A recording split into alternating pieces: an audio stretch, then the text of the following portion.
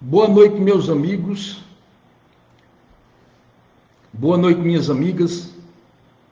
Mais uma terça-feira, 20 horas, como combinado sempre. Estamos aqui para conversar sobre alguns assuntos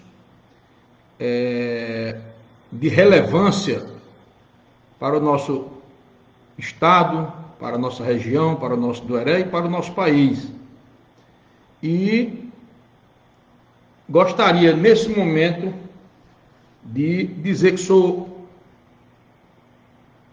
Arimateia Macedo, ou vereador doutor Arimateia, ou doutor Arimateia, e trabalho aqui em Dueré e em Gurupi. Queria cumprimentar todos aqueles que entraram aí na live. Gostaria de cumprimentar todos aqueles que participarem com perguntas. Podem perguntar, eu vou estar sempre olhando aqui nos comentários. De vez em quando a gente vai dar uma pausa e cumprimentar aqueles que entrarem aqui. E certamente tentaremos responder à altura das perguntas que forem feitas. Hoje, na nossa Dueré, nós estamos de parabéns. Tá? Os dados estão, apesar de a gente achar que não só em Dueré, mas em Dueré, Gurupi, Tocantins e Brasil está subnotificando, mas no nosso Dueré nós não temos nada grave. Isso é muito importante. As pessoas que tiveram doença, que estão doentes, estão todas estáveis, vão todas sair bem. Eu não tenho nenhuma dúvida. Mas já em Gurupi e o restante do Tocantins, os casos estão aumentando. De ontem para cá aumentaram uns 180, foram registrados, apesar da subnotificação, como eu digo, da Covid, nós tivemos quase 180 novos casos testados e positivados. Os óbitos de ontem para cá aumentaram 2. Se eu não me engano era 76, agora passou para 78. Não, 79. São 3 óbitos. Boa noite, Santana do Carmo.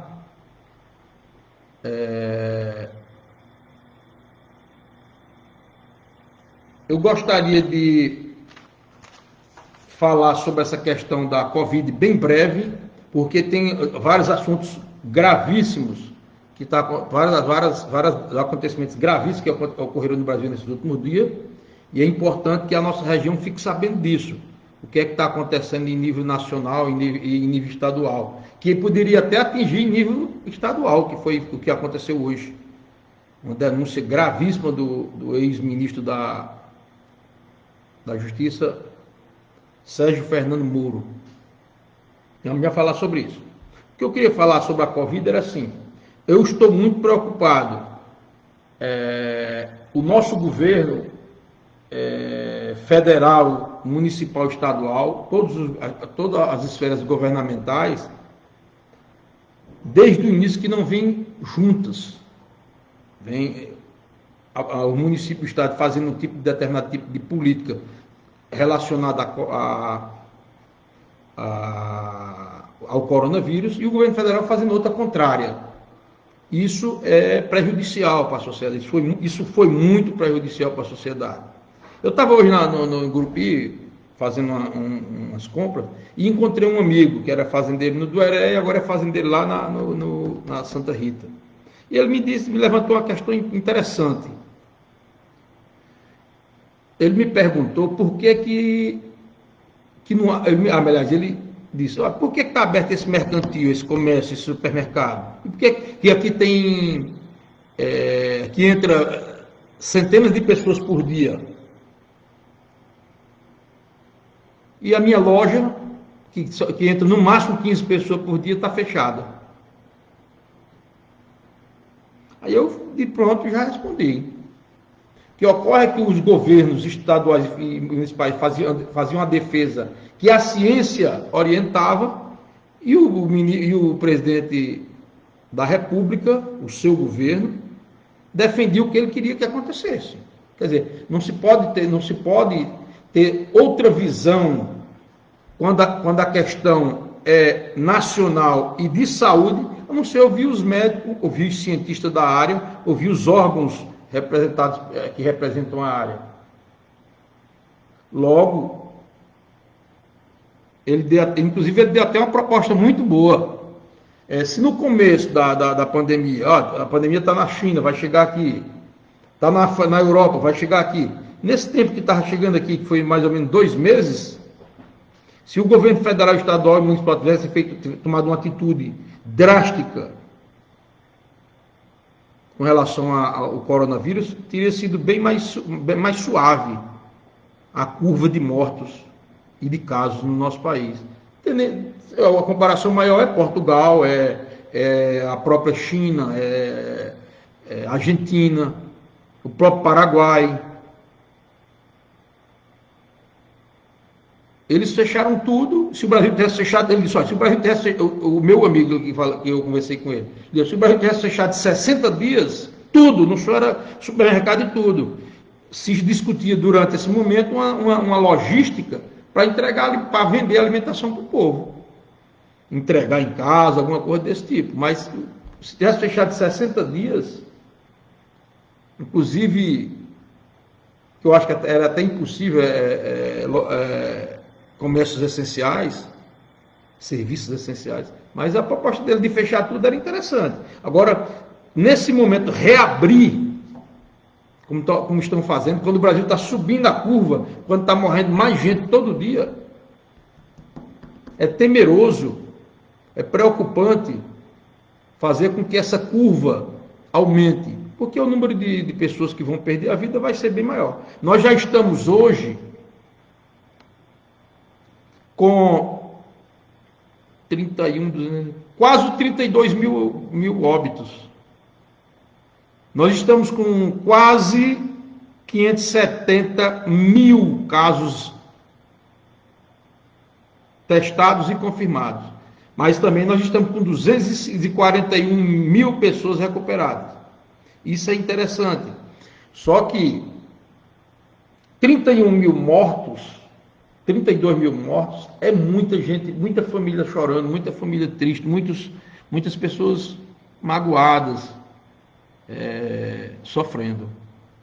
Logo, nesse momento, reabrir, como estão fazendo, São Paulo, o Ceará, esses locais, Manaus, Belém, esses locais que os casos estão indo em crescente, é temeroso reabrir. Eu acho que não está na hora de reabrir nada. Está na hora de, pelo menos, manter do jeito que está, para ver se a curva começa a baixar. De ontem para cá, morreram menos do que no outro dia, no dia anterior, em São Paulo. Esse dado eu tenho aqui. Dos outros estados eu não tenho. Eu só tenho os dados gerais e esse dado de São Paulo. Mas eu, pela preocupação de estar subnotificando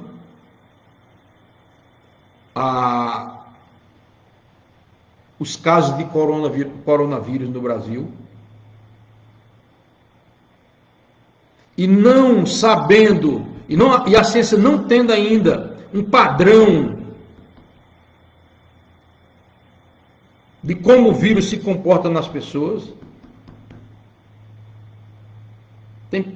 mudou tudo do que se falava antes. Se falava que os idosos eram a maioria, e eles são a maioria, mas diminuiu bastante esse dado. As alterações que o vírus provoca no organismo são graves em algumas pessoas. E essa gravidade tem levado as pessoas à morte. Então eu estou preocupado com essa reabertura do mercado, da economia. Nós não podemos pensar em economia quando essa economia, a melhora dessa economia é trocada por vidas. Ninguém pode trocar vidas humanas por economia. Se fosse assim, não tinha nenhuma guerra no mundo. Toda guerra mata as pessoas e acaba a economia do país.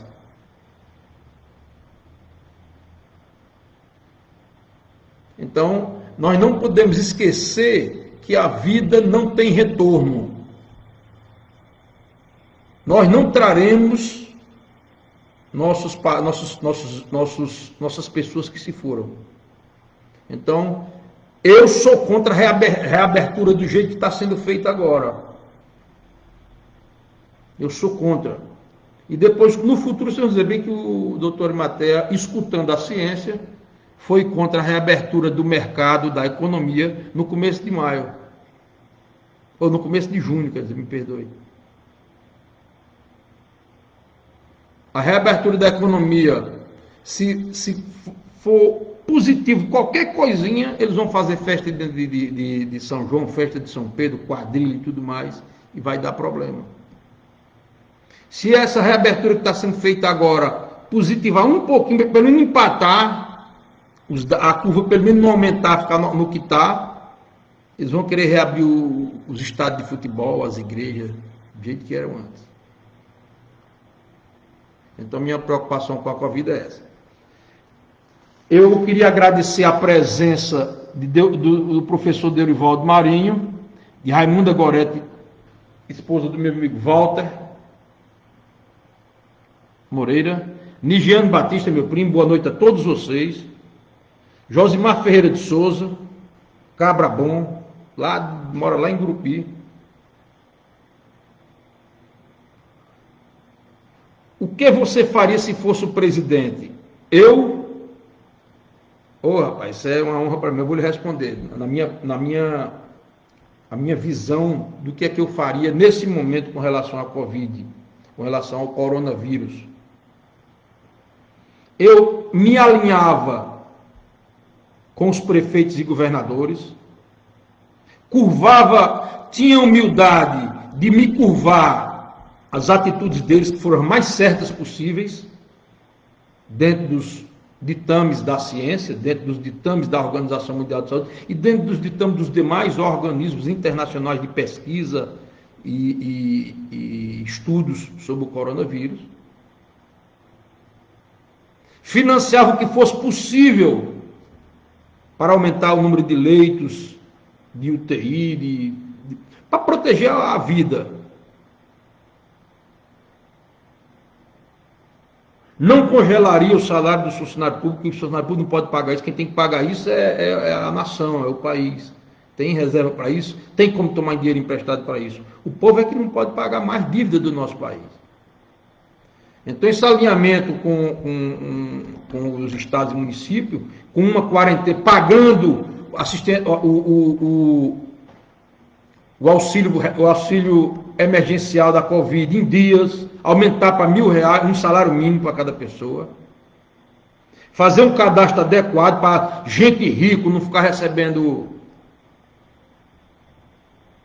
auxílio emergencial, gente que tem condições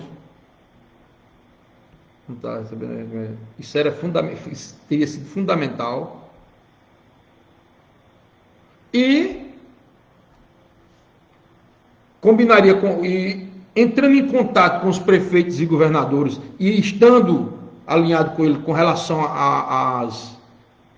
aos procedimentos científicos adotados, marcaria uma quarentena de pelo menos 30 dias mais, e daí em diante começava a cair os casos.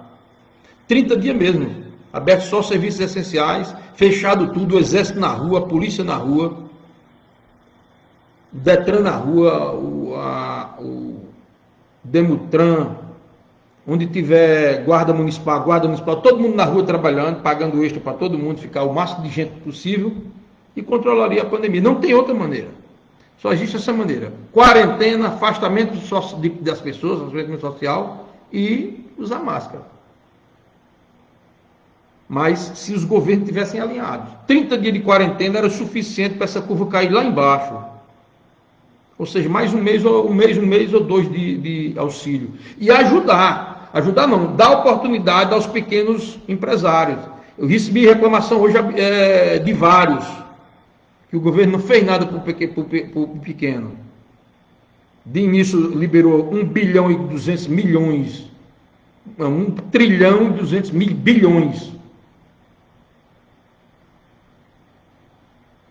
para os banqueiros, outra quantidade boa para os médios e grandes empresários e para os pequenos nada. Atrasadíssimo, principalmente a questão de pagar os salários dos trabalhadores, para emprestar o dinheiro para pagar o salário dos trabalhadores, ou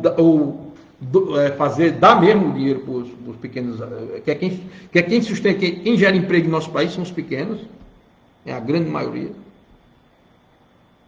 Era isso que eu faria, Josmar. Esse é o meu pensamento com relação ao que eu, sendo presidente, o que eu faria. Queria cumprimentar Cireis Fernandes, que está aqui com a gente, Cota Barbosa, Maurina, que sempre está aqui, Tânia Macedo, minha cunhada, que está lá na Paraíba, João também, meu irmão, está lá assistindo a live. Obrigado, obrigado. Eu digo amém quando você diz que Deus me abençoe. Muito obrigado mesmo. Então,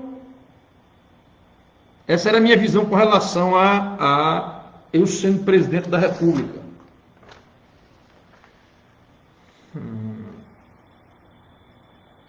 Bem,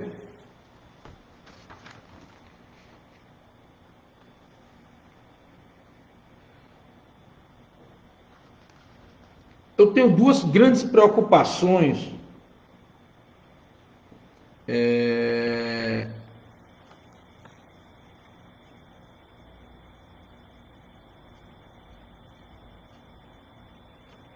com o governo federal hoje. Duas grandes preocupações. Primeiro, ele está cometendo crime quase que diariamente. Essa questão de Bolsonaro, do presidente Bolsonaro ir à rua sem máscara, isso é de uma... Ele achar que, sendo eleito presidente, recebeu o alvará para não obedecer nada da lei. Isso é preocupante. Isso é preocupante e passa a ser preocupação tanto do Congresso Nacional como do Supremo Tribunal Federal. O presidente acha que a eleição dele lhe deu o passaporte para ele desobedecer todas as regras, todas as leis, todas as normas. E isso o Supremo Tribunal Federal está vendo de perto. E com as aberrações legais que ele está fazendo, ele está sendo deixado para trás, inclusive pelas Forças Armadas. As Forças Armadas não vão avalizar crime de outras pessoas, não.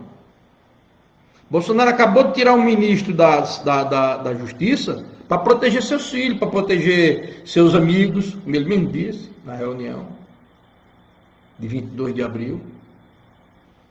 Bolsonaro está cometendo crime diariamente. Mudou toda a estrutura da Polícia Federal para beneficiar seus amigos e seus filhos. Isso é ponto pacífico, todo mundo está discutindo isso nas redes sociais. Todo mundo que tem conhecimento, que tem sabedoria, que leu, está tendo essa posição. Que ele está subvertendo todo o governo para proteger sua família e seus amigos. E isso não pode acontecer em nenhum governo. O governo não é para amigos e parentes. O governo é para a população, é para o povo brasileiro. E isso me deixa preocupado.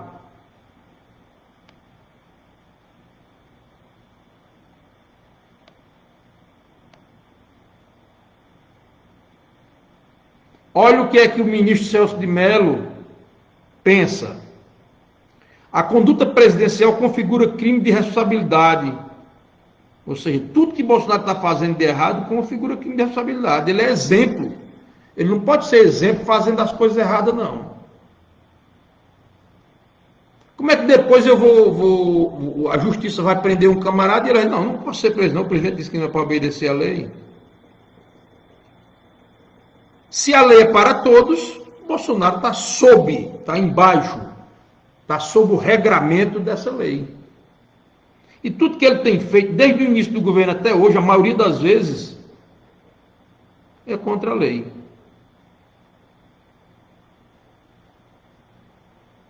E o que ele tem feito com relação à pandemia, isso é um crime contra a humanidade.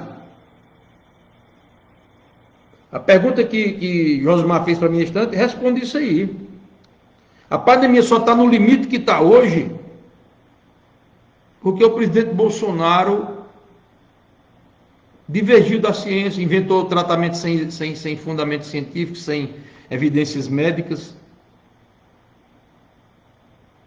Bolsonaro contrariou as normas baixadas pelos prefeitos, pelos governadores. E com isso, o seu apoio público foi minado. Ele não tem essa representatividade mais toda que ele tinha no começo do governo, não. Ele perdeu bastante. Logo, não vai ficar difícil para o Supremo Tribunal Federal pedir à Câmara dos Deputados para processar Bolsonaro. E é assim que vai acontecer. Ou tem outra opção. O TSE, o Tribunal Superior Eleitoral, vai julgar a fake news que Bolsonaro foi eleito e pode também caçar sua chapa.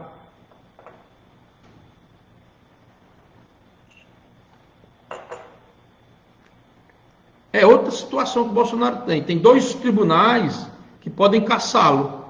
O Tribunal Superior Eleitoral e o Supremo Tribunal Federal. Então ele está numa situação muito complicada. E por último, está sendo formado em nível de Congresso Nacional uma frente ampla de todos os partidos para fazer frente a esse tipo de procedimento. Bolsonaro acabou de dar de distribuir cargo para o Centrão, cargos que são fundamentais para o futuro do nosso país. 50 bilhões do Fundo Nacional de Educação está entregue ao Centrão. Os caras que foram acusados de corrupção tanto na Lava Jato, como no Petrolão.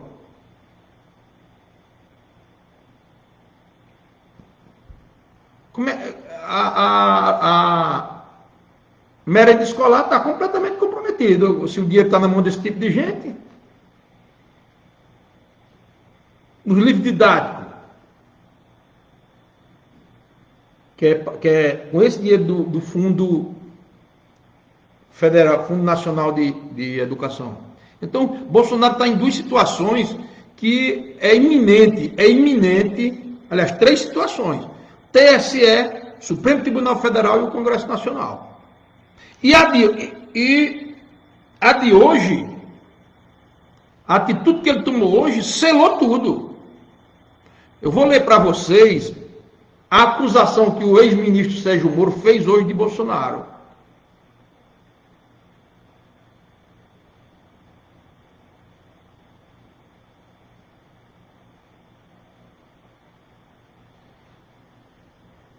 Veja bem o que é que Bolsonaro fez hoje.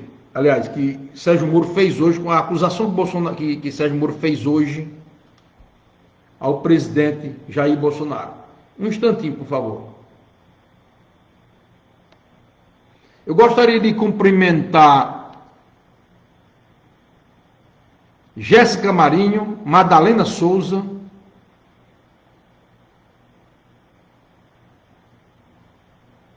Josimar Ferreira, que me agradeceu pela resposta, Maria Nivana Nunes, Eliane Pereira Lopes, Meirice Gomes, Paulo Aquino. Obrigado, Paulo, muito obrigado. Mas eu vou ler aqui umas considerações que foram levantadas por Nigiano Batista.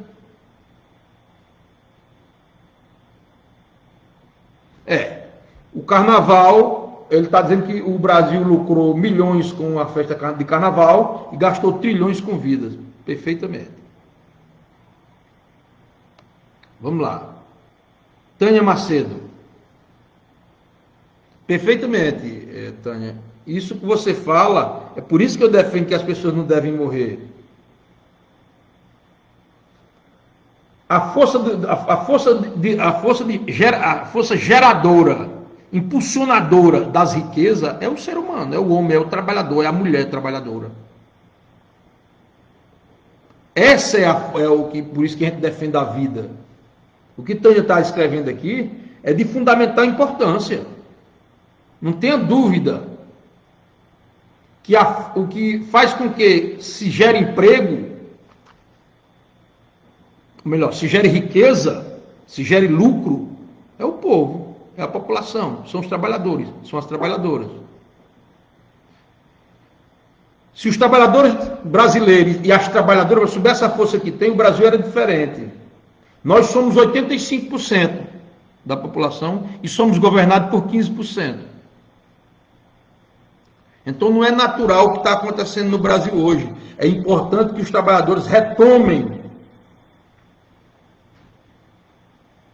o que de natural, legal, tudo é seu.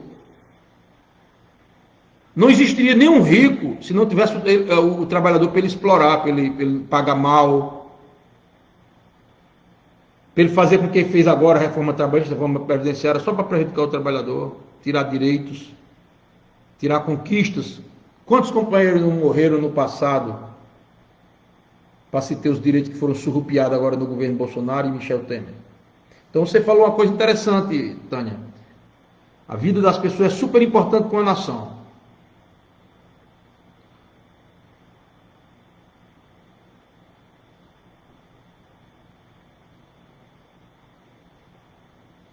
Com certeza, Ligiano, com certeza. Os cidadãos valeram, a campanha eleitoral terminou e todos deram continuidade. Todo mundo está em campanha ainda, é verdade. Você está correto demais.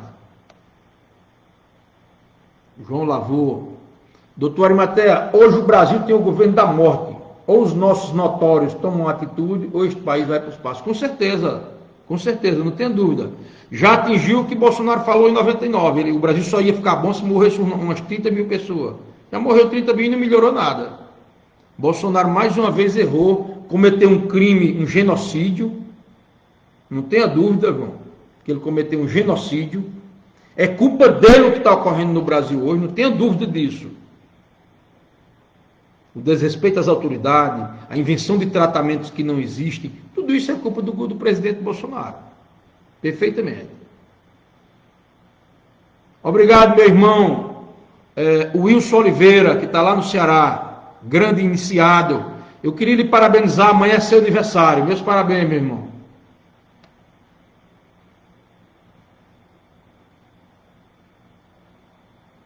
O meu Santo Barbosa é um irmão de um amigo meu aqui, o Sérgio, o subtenente Sérgio, o sargento Sérgio. O presidente Bolsonaro, Barbosa, está querendo ver se se segura no poder. Está jogando todas as cartas para ver se se sustenta no poder. Está dizendo que não respeita a lei, que não vai respeitar mais a decisão do Supremo Tribunal Federal. Isso é blefando. Se a gente for acreditar nisso aí o Brasil vai ficar no que está. Mas ninguém está acreditando nisso. Nem o Supremo Tribunal Federal, nem o Superior... o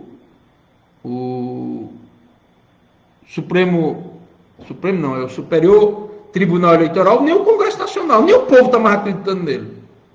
Então, está demonstrando, as atitudes deles estão demonstrando que ele precisa sair, precisa de colocar outra pessoa, eleger outra pessoa, não é colocar, eleger, eleições diretas já e outros candidatos.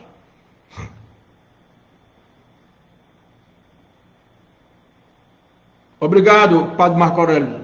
Muito obrigado pelo seu elogio. Para mim, ser elogiado por um pastor do seu quilate, um obreiro do seu quilate, um padre do seu quilate, para mim é motivo de muita alegria.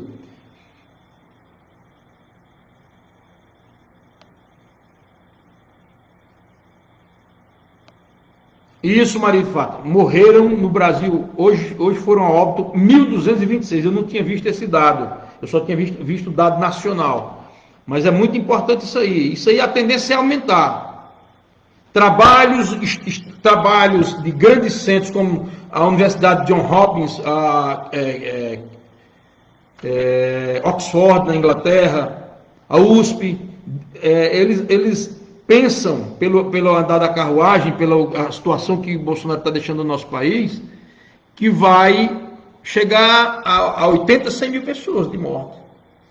Principalmente quando se está trocando a economia pelas vidas das pessoas.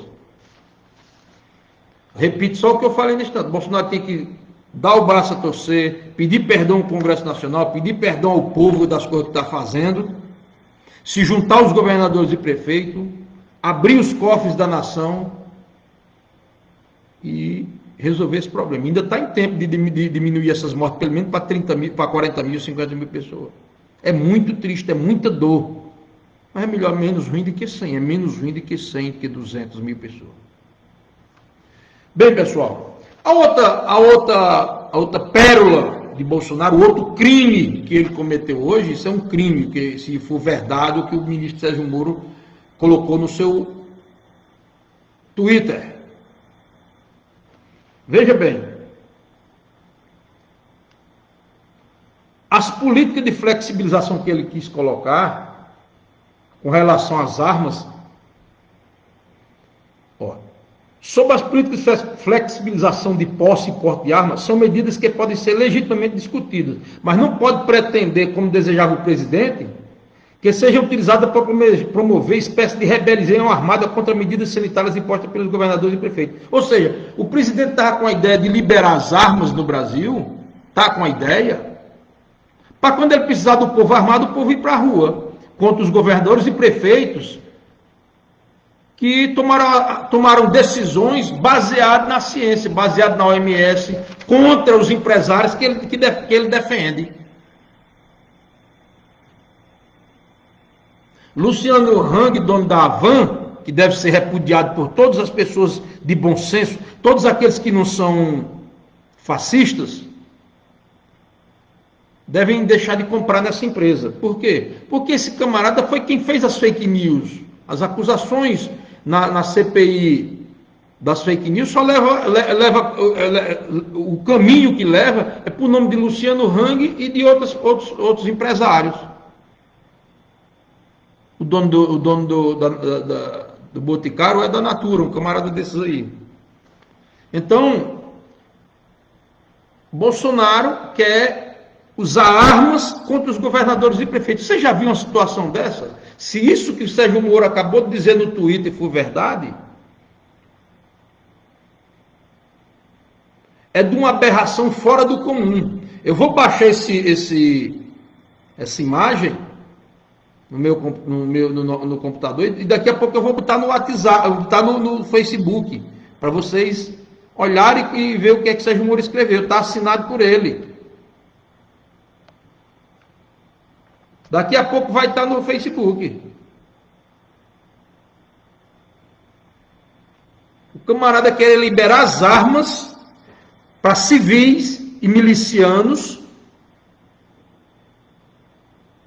para, com certeza, matar governadores e prefeitos, e a sociedade e o povo, porque eles estão lutando em favor da vida, fazendo quarentena, fazendo máscara e fazendo afastamento e orientando afastamento pessoal. Esse é um crime grave. Isso aqui o Supremo Tribunal Federal pode pegar isso aqui, sendo verdade, tendo provas. Eu preciso de ouvir amanhã o Bolsonaro falar sobre isso. Está começando o jornal, eu não vou poder ver, porque eu estou aqui com vocês. Mas isso é muito grave. Isso é muito grave.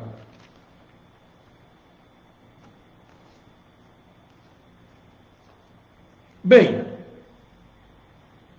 era isso que eu tinha para falar com relação à parte nacional, a parte da Covid nacional, municipal e estadual.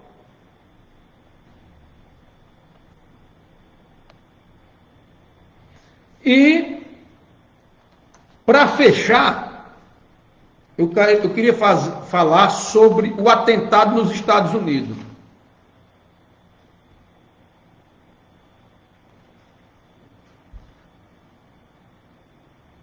O preconceito racial nos Estados Unidos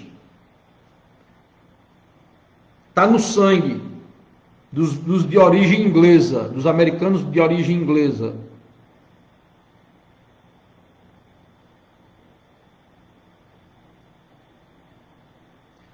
aquele ato de uma semana atrás, a morte daquele negro, foi de um absurdo sem sentido, de um absurdo desnecessário.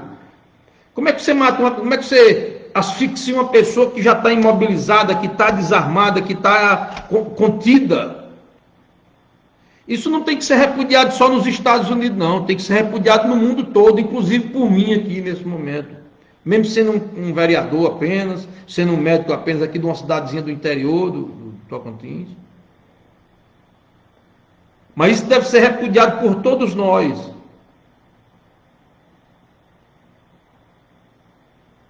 O ser humano não tem cor. O ser humano não deve ter cor. O ser humano tem sangue e todos são vermelhos. O sangue do negro é vermelho, o sangue do amarelo é vermelho, o sangue do mulato é vermelho, o sangue do branco é vermelho. E todos os sangues servem para todos nós. Só precisa separar a tipagem. Mas o sangue do negro serve para me dar vida. O sangue de um branco serve para me dar vida. O sangue do negro serve para dar vida ao branco. O sangue do branco serve para dar vida ao negro. Isso precisa se acabar. Não pode, em pleno século XXI, a gente continuar vendo esse tipo de procedimento.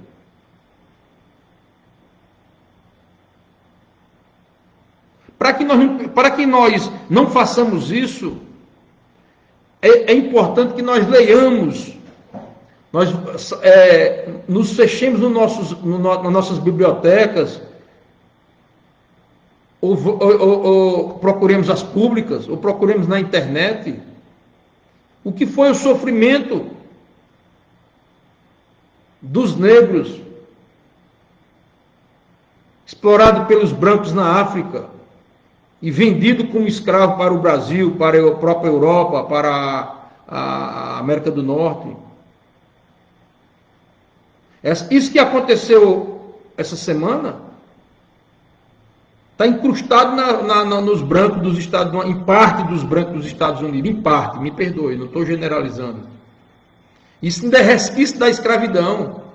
Certamente esse pessoal que faz isso, que é a favor de fazer esse tipo de atitude, foi descendente daqueles senhores de engenho daquela época. Descendente da aristocracia rural, da aristocracia industrial, tudo mais.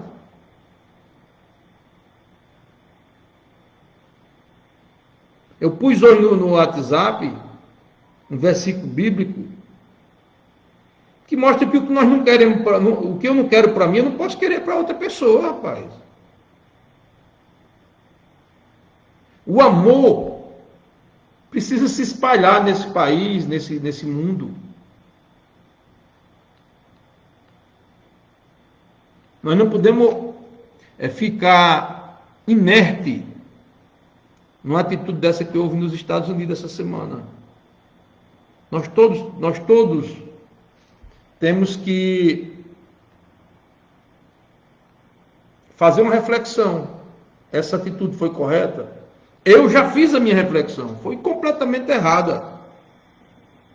Ninguém deve ser separado por causa da cor da sua pele. Os negros, os brancos, todos têm força motriz, todos têm força de trabalho, todos têm como gerar, todos são capazes de gerar riqueza. Só o que está mal distribuído é essa riqueza. Mas todos são capazes de.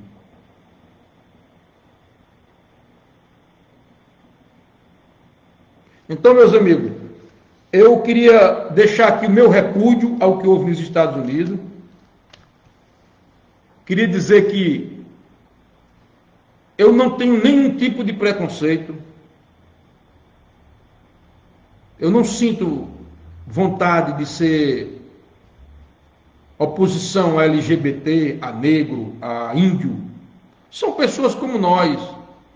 São pessoas que, apesar de a gente achar que é o coração que ama, mas não é não. São pessoas que têm cérebro como nós, que ama, que sente prazer, que sente satisfação em receber a gente, que sente satisfação em estar perto da gente.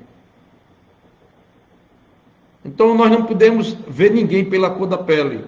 Eu agradeço a todos que estiveram aqui. Agradeço a cada um. A live hoje foi um pouco... Eu acho que foi boa, eu penso que foi boa. A live de sábado pegou um pouco do material que a gente ia falar hoje. Mas terça-feira, às 20 horas, estaremos novamente aqui para abraçar cada um de vocês, para agradecer a cada um as perguntas muito importantes, todas importantes. E aquele que quiser fazer pergunta direto para mim durante a semana, para eu responder na live, eu vou catalogar todas e vou responder.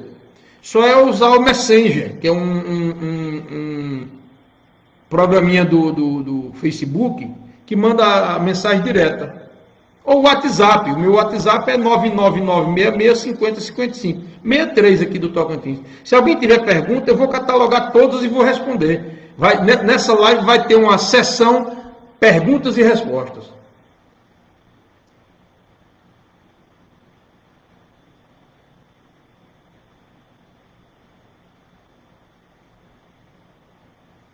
Eu agradeço. Até terça-feira, às 20 horas. Um abraço. Vou passar ali para esse carro.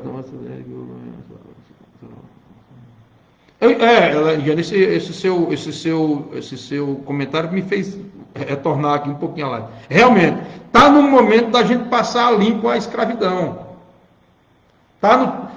Os governos passados do Brasil tentaram, com a política de cotas, essas questões todas. Isso já é um meio de você reparar o que você fez de errado.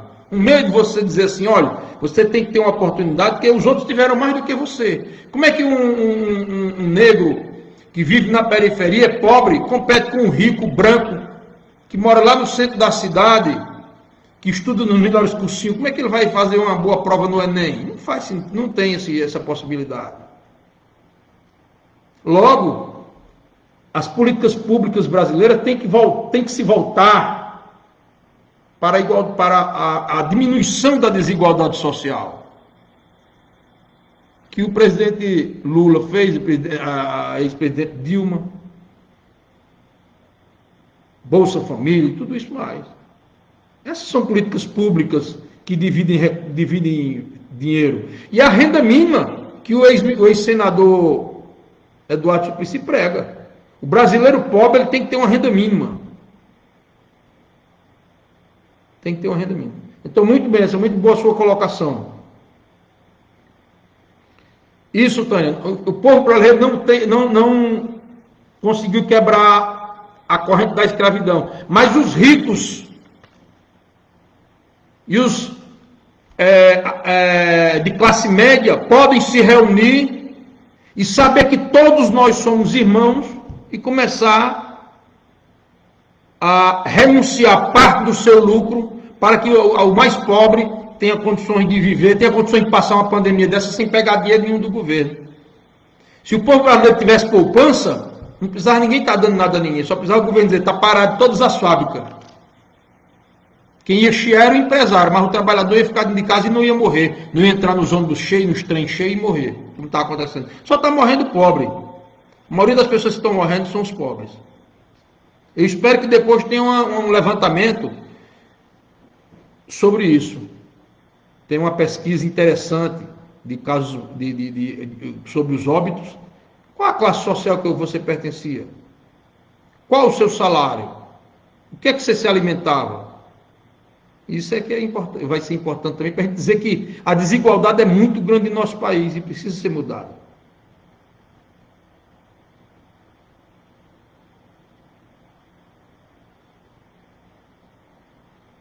Outra verdade que você está dizendo. Morreu um negro nos Estados Unidos por irresponsabilidade da polícia ou por própria vontade de fazer aquilo. Aquilo é um crime doloso, é um crime culposo, estão querendo tratar como doloso. E tem aquelas revoltas todas, o povo faz aquilo tudo. Aqui 30 mil pessoas morrem por irresponsabilidade do governo e o povo não faz nada, o povo fica calado, esperando a atitude do Supremo e do Congresso Nacional. Então, pessoal, até terça-feira às 20 horas. Um abraço a todos, obrigado pelos comentários, enriqueceram demais essa live. E terça-feira nós temos novidades. Terça-feira nós temos novidades interessantes nas políticas do Tocantins e das cidades do Tocantins. Um abraço, até terça-feira.